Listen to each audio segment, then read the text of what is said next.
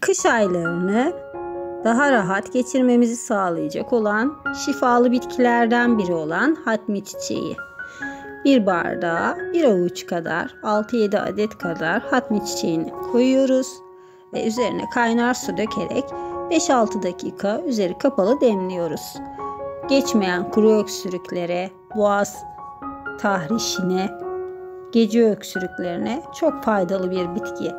Aynı zamanda sindirim sistemini düzenler, reflü, ülser gibi mide rahatsızlıklarına iyi gelir. Tekrarlayan idrar yolu enfeksiyonlarında şifa kaynağıdır. 5-6 dakika demlemeniz yeterlidir. Günde bir bardaktan fazla içmeyiniz. İkinci bardak için doktorunuzdan tavsiye alınız. İlaç kullananlar ise önce doktorunuza danışınız. Afiyet olsun.